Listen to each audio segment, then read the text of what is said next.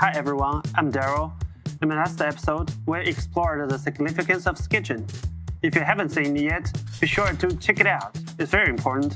Today, we're diving into the foundational sketching techniques. This video is packed with the key insights. Please stay patient to watch it and review it often. Great works of art are built on the mastered technique, and once you grasp this method, your sketching skills will skyrocket. All the techniques I'm sharing are from my own years of experience. They're perfect for beginners and those who have some basic drawing knowledges. I highly encourage you to give them a try. I've set up a Discord group where you can join and share your practice result with me. If you like this video, please don't forget to like, subscribe, and hit the notification bell. Alright, are you ready? Let's get started with the Path of Sketching Episode 2, the essential techniques of sketching.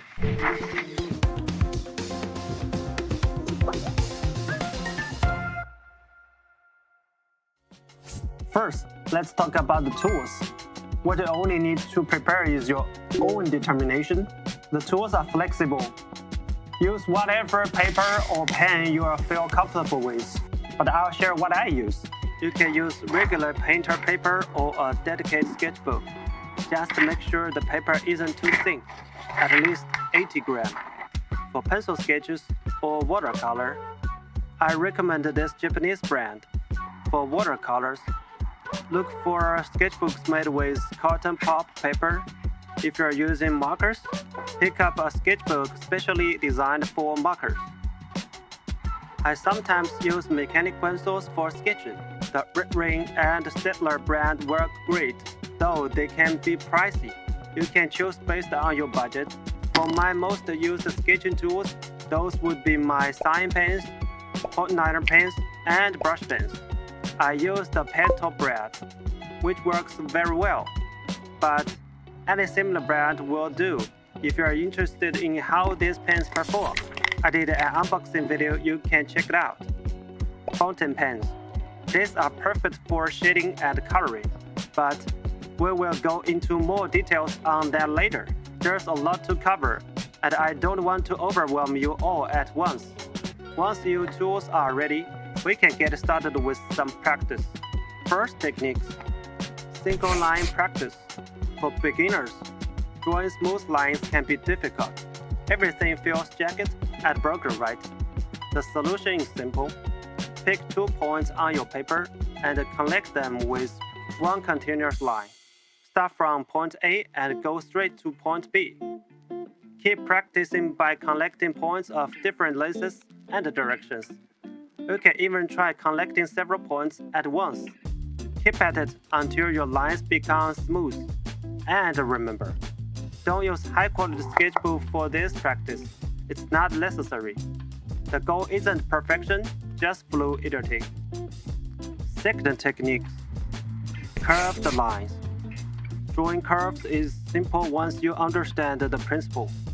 Imagine your arm is a compass.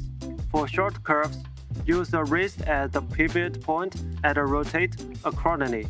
For longer curves, use your elbow as the pivot to create a larger radius. You may not get it perfect on the first try, but you can break a longer curve into 2 smaller ones. Make the first one lighter towards the end, then start the second one lightly too. Collecting them should give you a smooth curve. As mentioned earlier, using 2 points to create curves also applies here. The third technique, continuous flow. This one is simple. Just draw freely without lifting your pen. Let the line flow as your doodle. The goal is to break the habit of drawing a fragmented line and build muscle memory. This will improve the fluidity of your stroke. But keep in mind, this is not the only way to improve. It's just one tool in your tool belt. The fourth technique, cutting technique. Let's get creative here. Imagine you are playing Fruit Ninja. Quick, decisive cuts. Now, apply that feeling to your drawing. Where every stroke is like a clean cut. It's a very effective technique, and honestly, it's a pretty cool one too. When you go to draw, first practice some air strokes to get the feel, then make a decisive move. Enjoy the process. Although we've covered about a few techniques to help you draw smoothly, but the truth is, we can't always be perfect. The fifth technique, proper breaks. Sometimes, when you feel like a line just isn't going right, don't be afraid to end it. This isn't a flaw. It's actually sometimes that many professionals do. In fact, if you do it right, it can even help create great flow and rhythm in your artwork. So, the lesson here is know when to stop. End the line before you lose control to maintain the fluidity of your drawing. The sixth technique, cross-hatching. Cross-hatching isn't just used for pencil sketches. It's important for any lighter tool. It can help create ordered, regular patterns and be used for shading and building your composition. Practice drawing lines in one direction to form smooth, consistent strokes. You can combine multiple lines to form interest arrays or even create different shapes. Just be sure not to cross the lines with messy marks at the ends, as it can make the composition look chaotic. Focus on maintaining consistency and don't worry about achieving perfection. It's all about training control. Now that we've covered some basic techniques, let's take a look at how this method works in the real practice. Alright, let's take a look at this demonstration. I'll start by drawing this almond girl. I usually begin from the top of the head. At this point, the proportions aren't quite defined yet, so I need to observe and compare carefully, making adjustments little by little. I can't use precise line to draw an exact outline. It's all about trials and error, so as you can see, there are many short lines in the drawing, with no long, smooth lines. This ties back to what I mentioned earlier about knowing when to break the line, not drawing a single line all the way to the end. Also, every time I put the pen down, you can see how it related to the cutting method we discussed before. Even for short segments, I use the cutting technique. For connecting curves, as we talked about earlier, the frequency used when drawing hair. I also used some cross-hatching techniques while shaping the contours to balance the layering of lines dynamically. Let's speed up a little bit. As the image starts to take shape, I'm becoming more precise with each stroke. You can see this in the ear area. Each line is more confident, and the length and the smoothness of the line improve. When I get to the lips and chin, you'll notice I break the line again. And these proportions are tricky and need to precise control. Returning to the hair, I use cross-hatching to adjust the layers. For the hair in the back, it's just a matter of following the flow of the lines, arranging them in different lengths. The general shape of the head is almost done now. I added some line stacking of the face to enhance the layering and a little shading on the lips to make it look fuller. Next, I'll quickly sketch out the shoulder area. Again, using a cutting technique and breaking the line where necessary. Remember, before you cut, swing your hand in the air to find the right feel. Use cross-hatching to add some shading. Now, I feel like the whole drawing is coming together. The pressure is easing up. As you can see from this sketch, you can clearly see the techniques I mentioned being repeated throughout. These are the basic techniques of sketching, the foundation of drawing.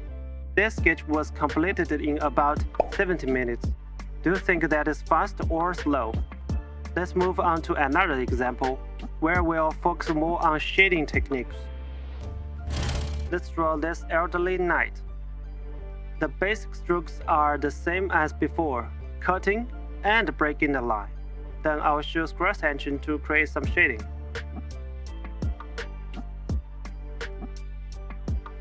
For the shaping process, when the contours aren't clearly defined, breaking the line is a really useful method.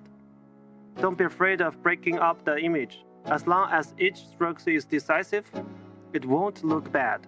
Plus, the cutting method ensures our lines stay clean and sharp, not rough. When it comes to the face, I'm drawing the contour while also aiding shading using cross-hatching. I keep crossing the lines back and forth. This method gives the image more depth. It's a bit different from the previous sketch, which shows that once you master these techniques, you can adapt them to your own style and get different effects in your artwork. Let's speed it up a bit. For the feather on the top of the helmet, there's no need to draw them exactly the same, just capture the overall feel. Then I'll finish them off with cross-hatching. Now, back to the face. Here, I need to emphasize that these lines are all arranged according to the muscle structure and flow of the face. This is not just random doodling.